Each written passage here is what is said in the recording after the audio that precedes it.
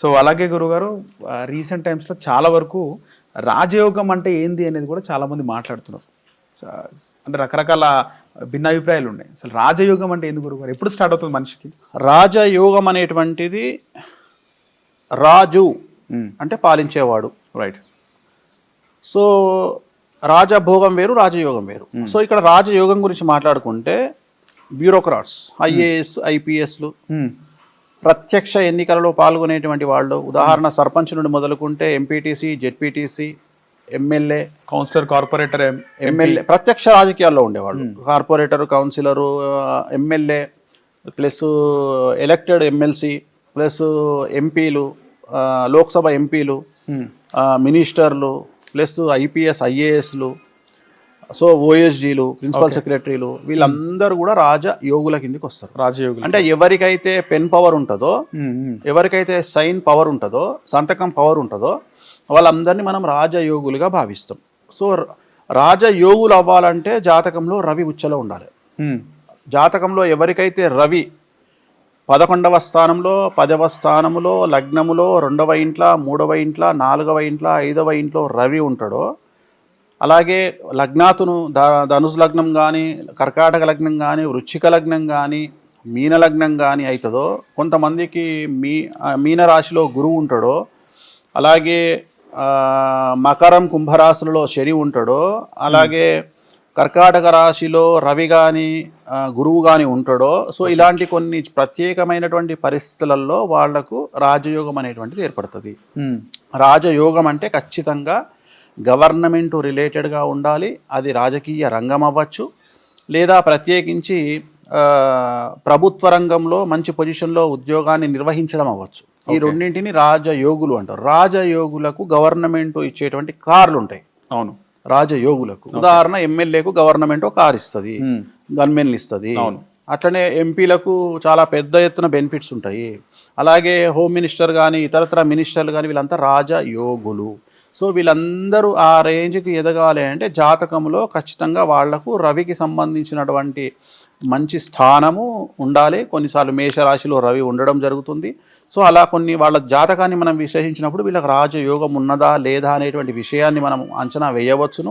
అదేవిధంగా ఒకవేళ వీళ్ళని అడ్డంగించేటువంటి దోషాలు ఏమున్నాయి, ఆ దోషాల కారణం చేత వీళ్ళు రాజయోగులు కాలేకపోతున్నారనే ఉద్దేశంతో రాజశ్యామల లాంటి హోమాలు నిర్వహించడం ద్వారా, బగలాముఖి లాంటి పూజలు నిర్వహించడం ద్వారా వాళ్ళకు రాజయోగం కలిగేటువంటి పరిస్థితులను మనం క్రియేట్ చేయొచ్చు. ఓకే, ముఖ్యంగా మీరు అన్నట్టు మరి నామినేటెడ్ పోస్టులు, ఈ నామినేటెడ్ ఎమ్మెల్సీ కానీ, లేకపోతే కార్పొరేషన్ చైర్మన్లు కానీ, ఇవి రాజయోగానికి సంబంధించినవి కావు. ప్రత్యక్షమైనటువంటి యోగము వేరే వేరే. ఇవన్నీ కూడా అవసరం అనుకుంటే రేపు గవర్నమెంట్ వచ్చిన తర్వాత మార్చాలంటే మార్చబడతాయి. అవును, అందుకని రాజయోగుల్లో ఎమ్మెల్యేకు ఉన్నంత ప్రాముఖ్యత ఎమ్మెల్సీకి ఉండదు.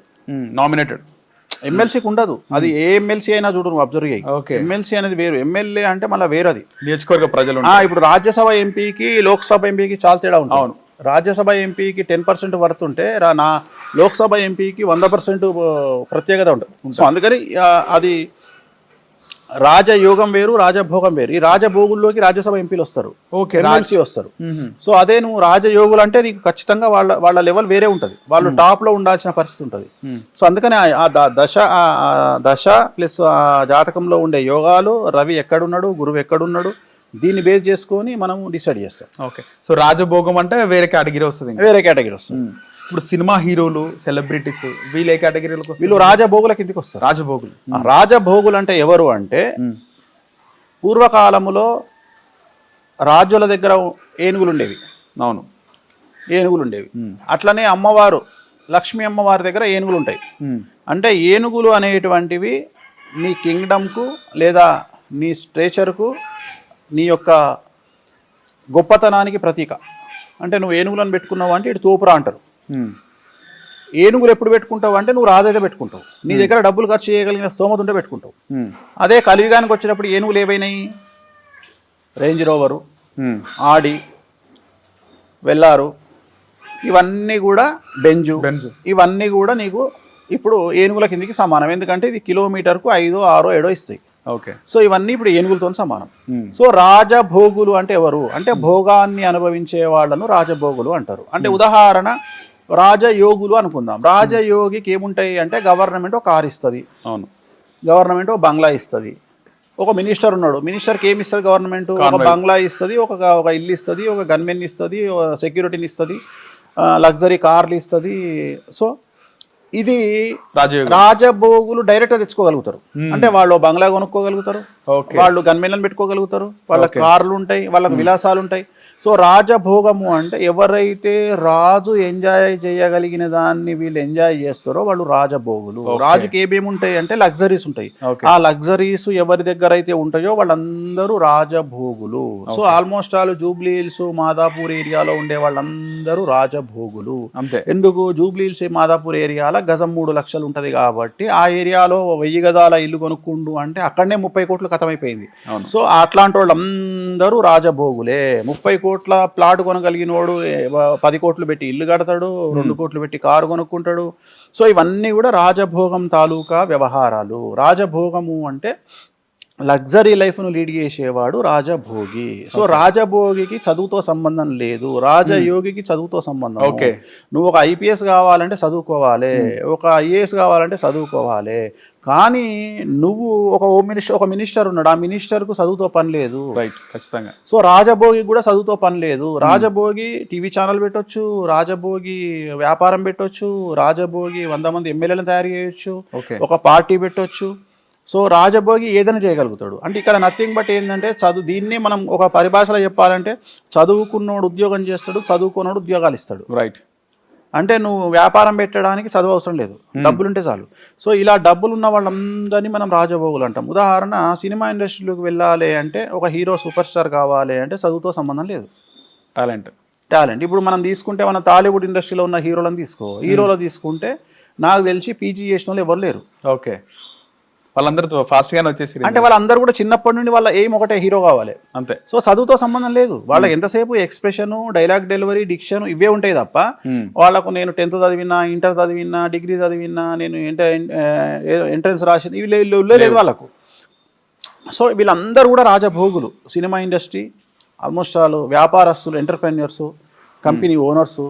నువ్వు చాలామందిని అబ్జర్వ్ చేయి, భారతదేశంలో ఉన్నటువంటి కోటీశ్వర్లందరూ కూడా మనం తీసుకుంటే 100% వేసుకుంటే దాంట్లో 87% చదువు లేనివారు, ఉద్యోగం చేయని వారే పైకి వచ్చేది. అంత రాజభోగులే, అంత డైరెక్ట్గా వాళ్ళు ఉద్యోగాలు ఎక్కడ చేయాలి, కొడతనే కుబ్బసాలని కొట్టిరాలంతా. అంటే వాళ్ళకి ఆ ఓపిక ఉంది, అంత కష్టపడ్డారు. There is no development in comfortable zone. Comfortable zone దాటి కొట్లాడితేనే లైఫ్ అనేది దొరుకుతుంది. నువ్వు ఒక సూపర్ స్టార్ హీరో ఇవాళ సూపర్ స్టార్ అయినాక నీకు తెలుస్తుంది, కానీ ఆయన హీరో అవ్వడానికి పడ్డ కష్టాన్ని నువ్వు గుర్తించాలి. అట్లనే ఒక మినిస్టర్ ఉన్నాడు, ఆ మినిస్టర్ అవ్వడానికి నువ్వు అవ్వగానే మినిస్టర్ గొప్ప అనుకుంటావు, కానీ ఆ మినిస్టర్ పడ్డ కష్టాన్ని గుర్తించాలి. సో వాళ్ళు మానసికంగా అనుభవించే కష్టాన్ని గుర్తించాలి, వాళ్ళు ఓటమిలో ఎదుర్కొన్నటువంటి మానసికమైనటువంటి కష్టాన్ని గుర్తించాలి. అట్లనే ఇవాళ ఒక ఛానల్ పెట్టినటువంటి ఓనర్ను మనం ఏదో మాట్లాడుకుంటాం, కానీ ఆ ఛానల్ పెట్టకముందు ఆయన పడ్డ కష్టాన్ని గుర్తించాలి. సో అట్లనే ఒక సినిమా హీరోయిన్, ఒక ఎంటర్ప్రెన్యూర్ అంటే ఒక బిజినెస్ మ్యాన్, నువ్వు ఎవరినన్నా తీసుకో, అందరూ కష్టపడి జీవితంలో చాలా కష్టపడి మానసికమైనటువంటి దెబ్బలు తిని, సమాజంలో 10 మందితో దెబ్బలు తిని, మానసికంగా హింసించబడి బయటకు వచ్చి రాజభోగాన్ని చవి చూసిన వాళ్ళే. అంటే నువ్వు ఎక్కడైతే కష్టపడతావో అక్కడ రాజభోగం నిన్ను ఎదుర్కొంటది. నువ్వు ఎక్కడైతే విపరీతమైన కష్టాన్ని అనుభవిస్తావో అక్కడ నీకు డబ్బు అధికంగా వస్తుంది. సో ఉద్యోగం చేయడంలో డబ్బు రాదు. ఉద్యోగం కాకుండా కష్టపడి నీ జీవితాన్ని నువ్వు నిలబెట్టుకోగలిగినప్పుడు ఒక వ్యాపారం ద్వారానో, ఇంకో ద్వారానో, లేదా మనసు ద్వారానో, మైండ్ ద్వారానో సంపాదిస్తే డబ్బులు వస్తాయి. సో వీళ్ళందరూ కూడా రాజభోగుల కిందకి వస్తారు. ఓకే, టైం టు టైం పనిచేసిన వాళ్ళు ఎక్కువగా ఫాస్ట్గా సక్సెస్ గారంటారు, అంతే గారు. అంటే మీరు అన్నట్టు, మీరు అన్న ఈ రాజభోగం గురించి చూసుకుంటే తెలంగాణ ముఖ్యమంత్రి రేవంత్ రెడ్డికి 2 వస్తే వర్తిస్తే అన్నట్టు అనిపిస్తుంది. అదే రాజయోగికి రాజభోగాలు ఉంటాయి కదా, నేను ఇందాక చెప్పింది అదే. అంటే భోగాన్ని సొంతగా కొనుక్కునే వాళ్ళు ఒకళ్ళు, గవర్నమెంట్ ఇచ్చేది ఒకళ్ళు. గవర్నమెంట్ ఇస్తే రాజయోగి అవుతాడు. ఇప్పుడు ఐఏఎస్ ఉన్నాడు, ఐఏఎస్కు గవర్నమెంట్ కార్ ఇస్తుంది, సో ఆయనకు సెక్యూరిటీ ఇస్తుంది, ఆయన సంతకానికి పవర్ ఉంటుంది. సో ఆయన కొనుక్కోవాల్సిన పని లేదు కార్లు, కానీ బయట ఉన్నాడు కొనుక్కోవాలి. జూబ్లీస్లో బతికే ఒక బిజినెస్ మ్యాన్ కారు కొనుక్కోవాలి, సెక్యూరిటీ పెట్టుకోవాలి, గన్మెన్లను పెట్టుకోవాలి. సో ఇదంతా ప్రైవేట్ వ్యవస్థ. ఇప్పుడు సీఎం అనే స్థాయి, రాజయోగి స్థాయి, ఆయనకు గవర్నమెంట్ ఆయనకు బంగ్లా ఇస్తుంది, సెక్యూరిటీ ఇస్తుంది, కార్లు ఇస్తుంది, అన్ని సో అది ఆ యోగమే వేరుంటది. కాకపోతే నీ జాతకంలో ఆ యోగం ఉన్నదా లేదా అని అంచనా వేయడానికి గ్రహాల యొక్క కాంబినేషన్ ఉంటుంది. ఓకే. ఒక మామూలు సర్పంచ్గా గెలవాలంటే ఒక గ్రహాల కాంబినేషన్ ఉంటుంది, ఒక ఎమ్మెల్యేగా గెలవాలంటే ఒక గ్రహాల కాంబినేషన్ ఉంటుంది, ఒక మినిస్టర్ కావాలంటే ఒక గ్రహాల కాంబినేషన్ ఉంటుంది, ఒక సీఎం కావాలంటే ఒక గ్రహాల కాంబినేషన్ ఉంటుంది. సో అందరి జాతకాలు ఒకేలా ఉండవు. ఒక్కొక్క జాతకంలో ఉండేటువంటి గ్రహాల సంయోగము, గ్రహాల పొజిషను, ఆ గ్రహాలు ఎక్కడున్నాయి, గురుపుష్య యోగం ఉన్నదా, నీచభంగ రాజయోగం ఉన్నదా, లేకుంటే బుధాదిత్య యోగం ఉన్నదా, గజకేసరి యోగం ఉన్నదా, ఓకే. సో ఏ యోగం ఉన్నది అనే దాన్ని బట్టి ఆ వ్యక్తి ఎంత రీచ్ అవుతాడు, ఒక ముఖ్యమంత్రి స్థానానికి వెళ్తాడా, ఒక పార్టీ ప్రెసిడెంట్గా వెళ్తాడా, లేకపోతే ఒక ఓఎస్డీగా వెళ్తాడా, ఒక కలెక్టర్గా వెళ్తాడా, ఒక ఐపీఎస్ అవుతాడా అనే దాన్ని అతని జాతకంలో ఉండేటువంటి యోగాల్ని బట్టి. ఉదాహరణ, ఇప్పుడు కుజుడు కాంబినేషన్లో స్ట్రాంగ్ ఉన్నాడు అనుకో, వాళ్ళు ఐపీఎస్లు అవుతారు. ఓకే. అదే రవి స్ట్రాంగ్ ఉన్నాడు అనుకో, లేకపోతే రవి గురువులు ఇద్దరు స్ట్రాంగ్ ఉన్నారనుకో, వాళ్ళు ఓఎస్డీలు అయ్యే అవకాశం ఉంటుంది. ఓఎస్డీ అంటే నథింగ్ బట్ ఆ ఓఎస్డీ ఏం చెప్తే మినిస్టర్ అది వింటాడు.